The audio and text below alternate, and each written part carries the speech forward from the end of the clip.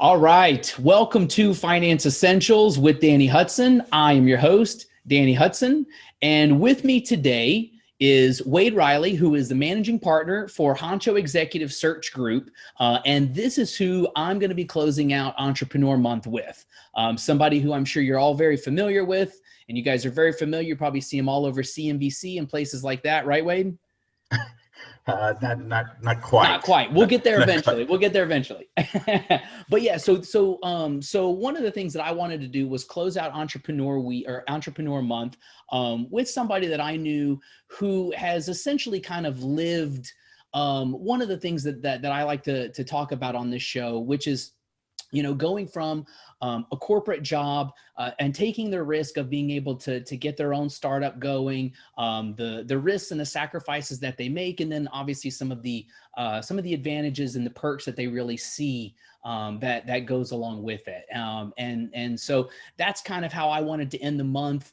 And after seeing and hearing from all of these business owners, the types of businesses that they do, and really cap it off by somebody who in my opinion tends to kind of personify what it means to be an entrepreneur. So Wade, I set the bar pretty high here. So don't disappoint, or this one might not make it out on the air. I believe that. I watched quite a few of them from earlier in the month, and Perfect. There were some great ones on there. And so managing partner, you know, for the firm that you're at right now. Can you give us a little bit of a backstory of how long you, well, I guess first off, what Hancho Executive Search Group is, and then a little bit of your background to help you get to the point where you wanted to launch launch the business with your other partner. Right. Yeah. So Hancho, we're a direct hire placement recruitment firm. You specialize in medical communications, or really in just general in communications professionals across the board, whether that's marketing, advertising, PR, medical communications professionals, medical education professionals for different 8 types of agencies. We got started with a focus in med comms and those types of roles, and it's grown very much so from there in other industries with just communication professionals across the board. And so that's our focus. We're a small, recruiting firm, and it really got started a few years ago. My business partner, Matthew Block, got a head start with it first. I joined him shortly after. When I have been in recruiting for over 10 years now, and at the time, a recruiting firm I'd been with a long time merged or kind of got bought out, and I parted ways and joined Matt, and we kind of took it off from there. And when you say kind of medical communication, what type of people are you generally looking for, right? So if you're looking for people on LinkedIn, or people reaching out to you and submitting resumes, what do those resumes usually look like? Well, yeah, I mean, it can vary depending on the kind of the vertical we're in, but a lot of client services, account management, types of professionals that service within that industry for their agency that they work for. But we also look for some scientific folks and like medical writers with their PhD and things like that. So it varies dramatically, and what the agency we're working with might focus on, whether it's a PR agency or media relations or medical education. So it varies, but Gotcha. in a sense that we do a lot of client services and a lot of scientific writers.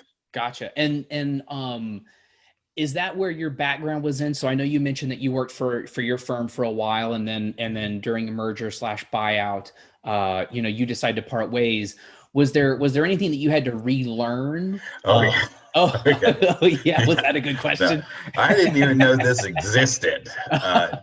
So Yeah. you weren't dealing with medcom, I guess, at your old place. No, no. Okay. It was very much so, very different, more traditional healthcare, but nothing like this. Gotcha. Yeah. So more nursing, I guess, kind of thing. Is Yeah. that okay? That would be Okay, a good, perfect. yep. And so when Matt kind of pitched this idea, this proposal to you, or you Mhm. guys were discussing it, was that one of kind of your reservations where you're like, I don't even know what industry this is? Like, I mean, I don't know how comfortable I would be kind of getting into this world. Yeah, I mean, the risk is if someone was pitching it to me, they say, "Hey, okay, well, you're going to learn this, and then you'll kind of pick it up pretty quickly, but you'll have a salary to go with that." Right. I wouldn't worry about that at all. I've been doing this a long time. I feel like I can recruit for Yeah. anything. Yeah. Give me Um, a ramp up period and I'm money. Right. But you're on your own, and yeah, you got all those thoughts go through. You still have confidence in yourself, but how long is that ramp up period going to be? And Yeah. when's your first placement going to be? And the waiting period, all of those things you're kind of trying to do the math. How long can Sure. I go? Worst case and best case, and you kind Sure. of have goals like that. Sure. And I Those think nerves. And I think too, in your industry, pipelines are a pretty big thing, right? I mean, Right. so you have clients that you regularly work with, you have people that you're working with, that you're talking to, right? So you can kind of forecast out your potential, commissions and kinds of things months out in advance. Hmm. And so when you're talking about crunching the numbers and getting ramped up, Well, I mean, let's talk about the numbers. Like in a sense, right? With a lot of roles, a lot of businesses especially when you're on a sales or service side, that you have their KPIs, right? right, You right. do this many touches in a week or a month or however your sales cycle Yep. relates. You'll know if you follow that for the most part. You can control what you do on the front end to what those numbers should be on the back end. Yeah. Well, when you don't have any previous Right. Yeah. back end, or KPIs or numbers, you're kind of you're just like, it's all about front end activity. You just got to work as hard Sure. and do as much until and then you track them, and then Sure. now we have some numbers. Yeah, no, exactly. Yeah. And so what was the selling point, right? So I mean, it sounds like there were a lot of question marks, there's a lot of unknowns. How did you reach the decision where you were like, you know what?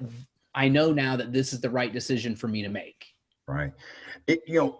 And I've talked to some business owners over in similar situations to me at the time. I was still in a bit of a transition period from leaving my previous company. Mm-hmm. And so if that would have been, okay, I'm 10 years in with this one recruiting company, or 9 years in with this one recruiting company, and Yeah. then someone would approach me at that point, I'd been like, I had too much to lose. Yeah. Here. Yeah. To Yeah. put it on the rest. And I, so it's kind of circumstance too. I won't say I was the bravest guy out there and just, kicked the door out and walked out of You're not going to get a great medal job. of honor for this. Yeah. No, it was a bit of a circumstance, but there's still a lot of risk. I had opportunity, to get, to go right into another recruiting firm with a great salary, Sure. great opportunity for growth. Sure. All of those things, those opportunities were there. But the big thought in my mind, because I was in this transition period anyway, was if I'm going to do it, I need to do it now. Gotcha. And yeah, before you get comfortable at another place with a decent salary and that kind of thing. Otherwise, I would never do it. And it was always something I thought about. Yeah. It's like, I could do this. Yeah. But you're kind of handcuffed when you're doing well in a company, growing, there's, Sure. In sales, if you're successful, there's good money to be made. Right. And that's kind of where I was at. So I really thought about it when in about this opportunity to kind of go out on my own with my good old colleague I'd known for years, and become a business partner with him. And then I thought about it, and I thought, well, I have one daughter who, at the time was about 2. Mm-hmm. And I was like, well, we're going to have a second. And then at that point, like, try and doing it with 2 kids. Yeah. And it's, and the hours you put in, and those, Sure. like, you're capable of doing it. I would have been capable of, but the timing was right for sure.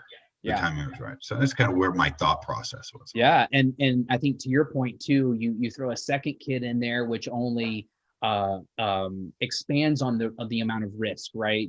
There's even less security, or you want more security, with additional children and that kind of thing. Well, there's your costs, typically, go up as a family, right? Absolutely. So a lot. Yeah, especially if there's daycare, any kind of daycare costs or anything. And so, okay, so you decided, hey, you know what? If I'm going to do this, now's the time. And I know you mentioned before, as far as some numbers, and I have a little bit of history, knowing kind of what you had to go through. But can you tell us a little bit about when you decided to make that jump, right? Obviously, you're going into a situation where you didn't have a decent salary, that kind of thing. The types of sacrifices that you had to make to put yourself in a position where you felt comfortable and confident in, a 6-month time period or a 9-month time period, and what you did to put yourself in a position to succeed. Sure. Yeah, it was best case scenario. I felt, kind of looking at the numbers, and at least I had a very strong recruiting background. Yeah. So I knew I could at least plan out based on how confident I was in myself, and some of the agreements that you typically see based on when I could get my first placement, best case scenario, and then when we would get paid, and so on and so forth. Sure. So I kind of backed into those numbers very roughly and thought best case scenario would be first paycheck in 4 months. But it would be, I could see it being likely it could be 6 months. Sure. And so it was about 4 months. It was about 4 months, which was nice. That, man, you didn't give yourself enough credit. You nailed it. 6 months would have been tough. 6 months would have been tough. I was, in as far as planning for that, it was a bit tough. Luckily I had some savings, but I also had 2 vehicles. Mm-hmm. I had a kind of a beater of a truck that's like 20 years old, and then I had a nice, couple-year-old Buick LaCrosse that was paid off, and I sold that. Yeah. To that would buy me a couple months, in fact. Yeah. Just to make sure that if it did go 6 months, we could do it. Sure. Right? So there was a lot of that. We tightened our pockets there, our wallets, and kind of hunkered down and did what we had to do for, meaning we as a household. Sure. Too. My wife was very supportive, and confident in me to do that. So she was very helpful. Yeah. And did you find too that she wasn't the only one? Did you find that there were a lot of people that were in your support system? Because my guess is there were probably multiple people that you ran this idea by, right? I mean, I'm assuming family, friends, and you said, hey, I've got this opportunity. What do you guys think? Did you find that for the most part, everybody was pretty supportive? Everyone, I would say everyone was supportive in it, but I also, you can feel some doubt, or and maybe more of it was like hope, like, sure, I hope it works for them. Right. That's out there, and it's not easy, and you just buckle down and you go to work. It's kind of not simple as that, but sure, if you put the effort in, It should Yeah. happen. And so one of the things too that I've really tried to do, over the last so many years of my life is surround myself with people who I believe would be supportive, right? If I want to make a decision, not that they can't challenge me, right? I'm okay with Right. people challenging me. I'm okay with that, but more along the lines of kind of removing the negativity, right? People that would sit there and say, well, you can't do that, or you're not able to Yeah. do that. Did you find that you've also kind of approached it similarly, where you knew people like that, or people that are like that, and so in circumstances like these, you go, I don't really want to talk or deal with those people, because I don't think that they're going to come and provide supportive criticism. They're going to just try to put doubt in my mind for whatever reason that they may have.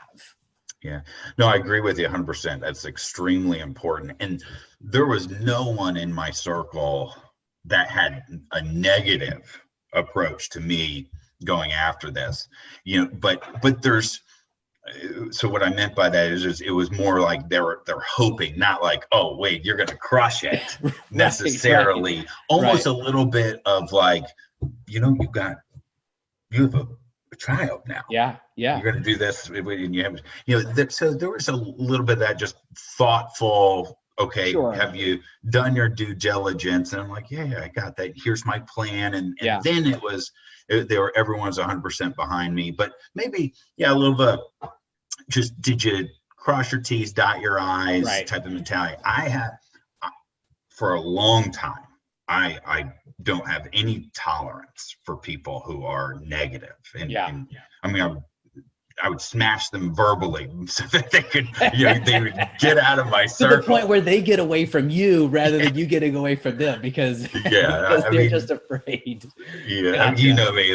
I don't necessarily hide from sharing. Hey, like, what are you doing? Get out of here. Yeah, exactly. No, I hear you. No, that's great. And so one of the things too, and I'm sure that there are probably a lot of uncertainty around what recruiting firms do, obviously typically called headhunters and that kind of thing. What tends to be some of the big misconceptions that people have?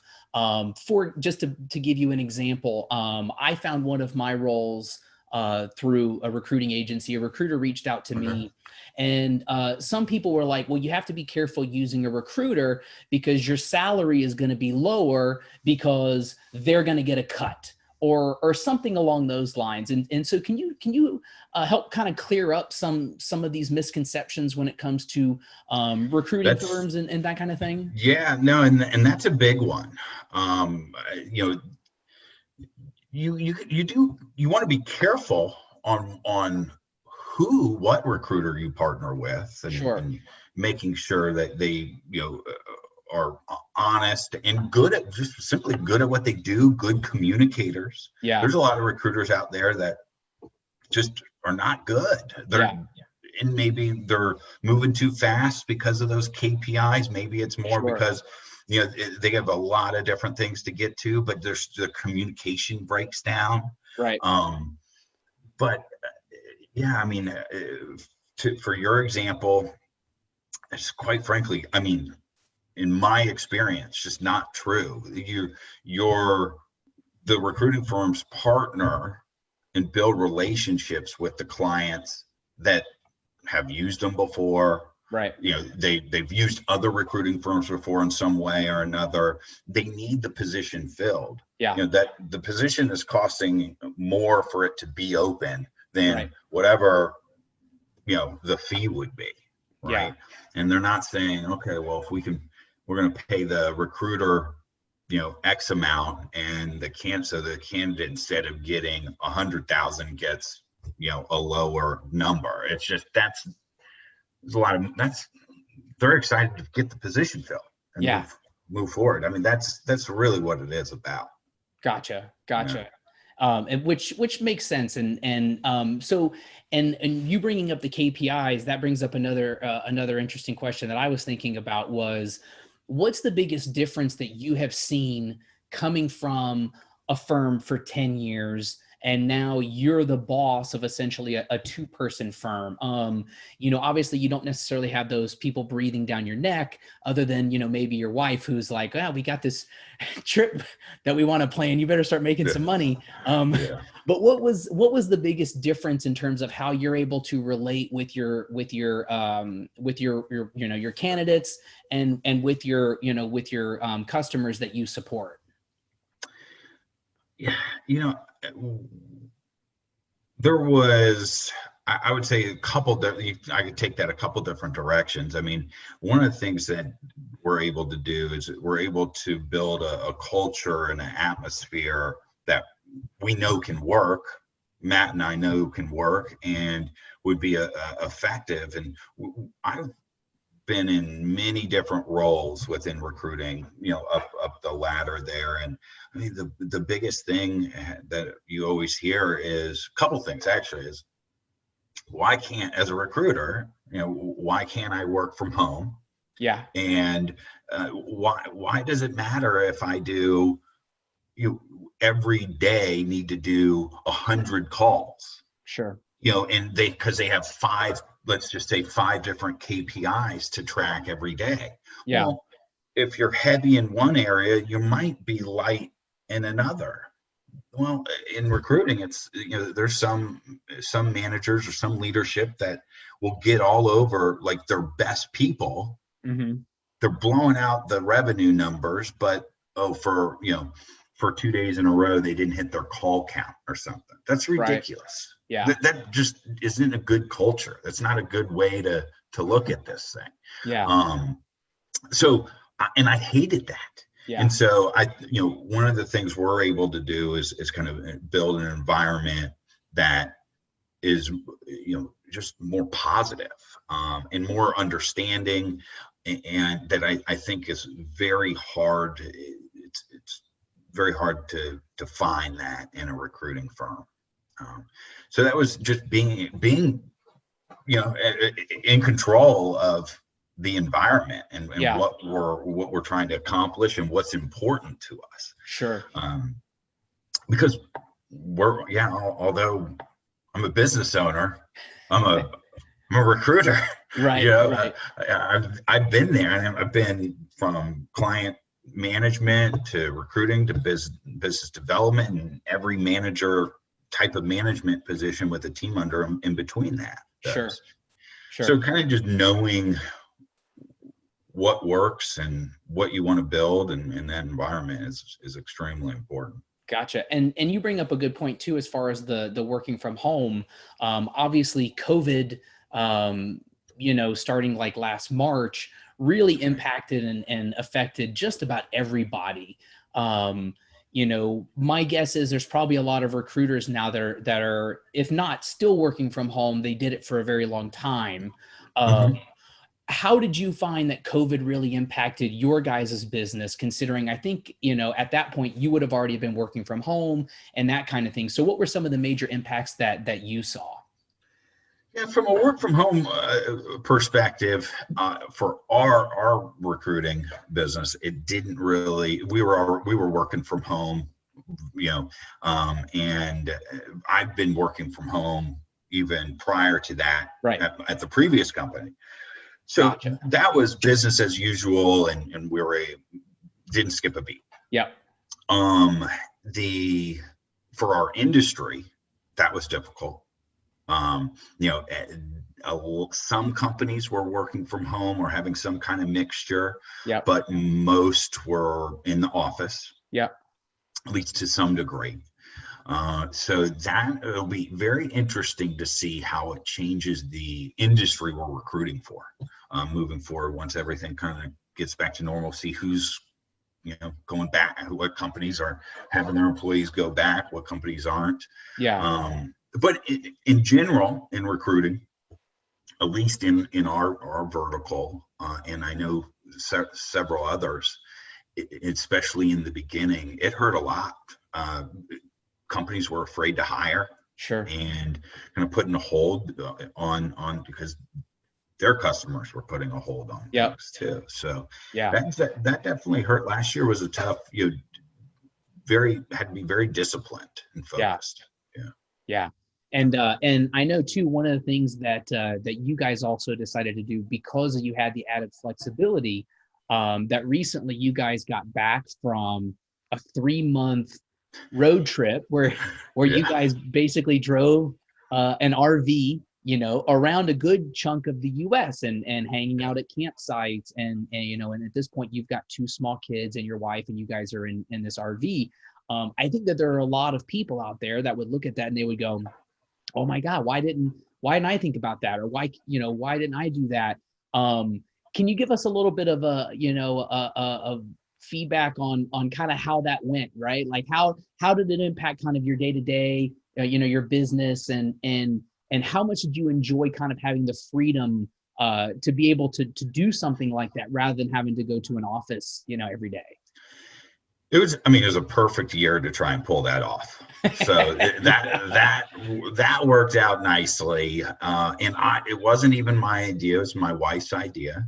I think it was just, it was towards, we just got back, and it was towards the end of the year that we had left, and she could tell that, just the whole family, my daughter, myself, her, my wife, meaning, Uh-huh. needed to get out. I Yeah. mean, we were going nuts, and it was a tough year, and for a lot of people.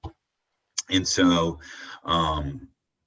that's one of the beauties of owning the business, and having that flexibility is, okay, we decided to do it. We put some things in place, and we hit the road. Yeah. So and it was a lot of fun, a ton of fun.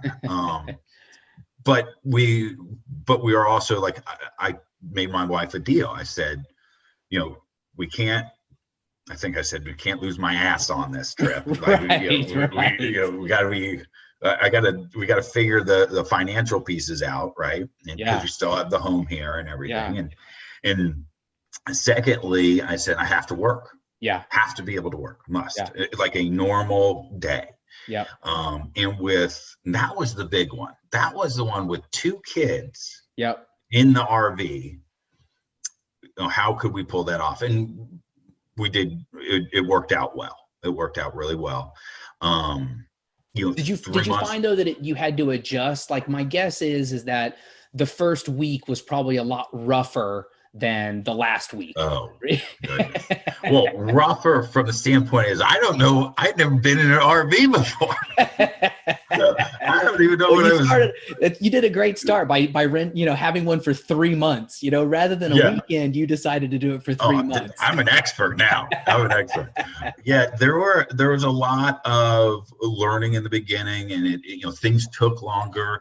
When do we make our commute so that I can maximize my work time? Yeah, My wife had tons of hours behind the wheel that's because I could awesome. work while she drives. Sure. Um, so there was a lot of learning and adjusting and give and take, and that was why it was successful. I don't know, I'm going to be doing 3 months again, but you could, a month, easily a month Sure. was doable. Sure. But Sure. yeah, it Sure. was just, make sure we have internet, make sure we have, when my calls are for the day. Right. And, I know, what the kids' schedule would be like for nap. Yeah. For instance, I just switched to the front room while they're both napping. So Gotcha. it was manageable. Yeah, no, that's great. And so to close out Entrepreneur Month, obviously again, by selling a vehicle and taking an RV and jumping into a business that you weren't really sure even existed until Right. the discussion came up. For people that are out there that are, maybe I don't even want to say that they're unhappy at their job, but maybe they're considering starting their own business. Maybe they don't think that they're quite an expert in something enough to start their own business.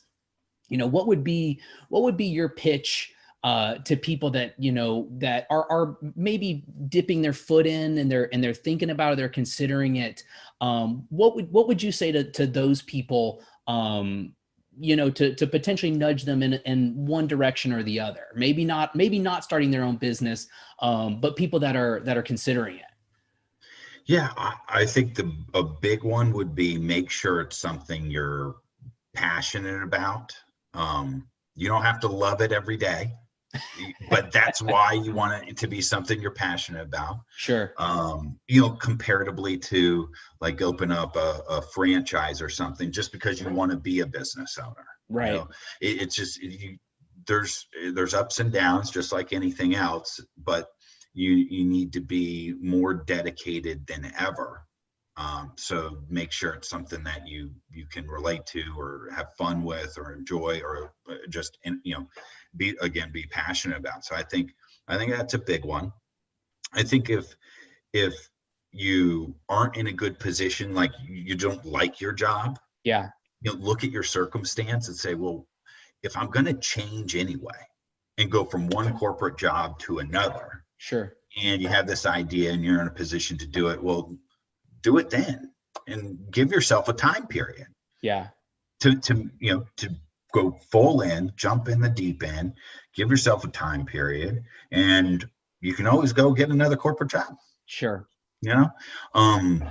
So that would be two. And then the third one is kind of more from a financial side of things, is if you can, and this is something that people are thinking about doing and maybe aren't ready to pull the trigger yet, don't go one more day without putting off money aside to help you get through the start of that. I think probably that's what holds most people back. Yeah, absolutely. So yeah. Because they think, well, what about my 401k and what about right. this and what about that? You're right. I think you're right that the majority of people would have reservations about it because of those benefits, right? That are very scary to not have.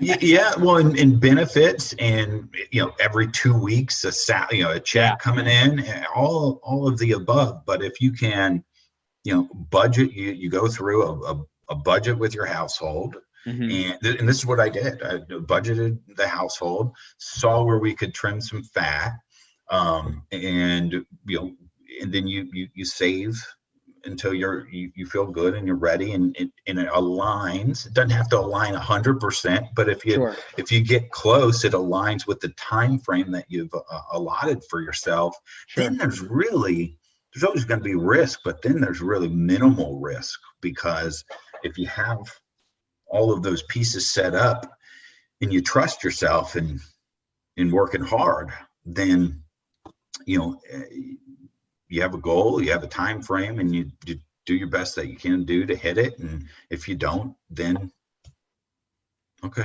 plan B. I hated my job before. I just go to a corporate. I'll go to a different. I'll hate again. Well, you go to a different. Hopefully, it's a better situation. But you gave yourself a chance. Yeah, that was a driving factor for me. Is if I didn't do it, I felt this. Yeah. If I didn't do it then, I probably would never do it. And then I'd always ask myself, what could have been? Yeah. No, absolutely. I know one of the other shows that I listen to, he has said this multiple times, where he said that, if I die and I die broke, it's not going to be from lack of trying, right? Like he's going to keep working hard and pushing, and know that at the end of the day, even if he doesn't make it, it's not going to be from lack of trying. So I think you're 100% right. Well, to close us out, any closing words? I know you have your own podcast, so feel free to go ahead and plug the podcast. I know you've got a handful of episodes out there, but anything you want the listeners to know in terms of social media or podcasts, put it out there. Yeah, so I do most everything on LinkedIn, including the podcast, which is called Searchers and Seekers. And we'll put that in the show notes so people will see it. Awesome. And basically that Searchers and Seekers podcast, with additional information that comes up from, on a weekly basis, is both for targeting kind of hiring managers, mm-hmm. and some of the issues they face and challenges and how to overcome those, but also for candidates too. And really kind of closing the communication gap between the two parties, because so much of it goes unspoken. Yeah. And there's areas that each of them don't know about. So we kind of try and close that gap, and that allows more communication, or at least learning for those parties to understand where decisions are being made, and the do's and don'ts and things like that. Absolutely. No, that's great. Well, Wade, I really appreciate it. Yeah, it's fun, Danny. I'm glad we got to finish off Entrepreneur Month with you. I know we had kind of talked about getting together once or twice, and I'm glad that you're back home. So your internet connection is better than, campsite, middle of nowhere. Oh no, I will tell you this, Danny, that was a big part of it. My internet was superb. How were you able to kind of look ahead of time to see who had good internet and who didn't? So I would never use the campsite internet. Never. You'd be too slow. I use this thing called Nomad Internet. Okay.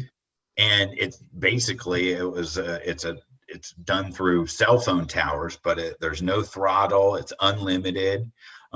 Wasn't cheap, but well, that's why you better make some sales while you're out there to pay for that internet. Yeah, but that's what made it work. Is that the internet was awesome. Yeah, it was. That was good. But after 3 months, it is great to be home. Yeah, I bet. Well, thanks again, Wade. Obviously, we'll stay in touch, and we wish you all the best in your future successes. You too, Danny. We'll talk soon. All right, sounds good. Thanks. Bye.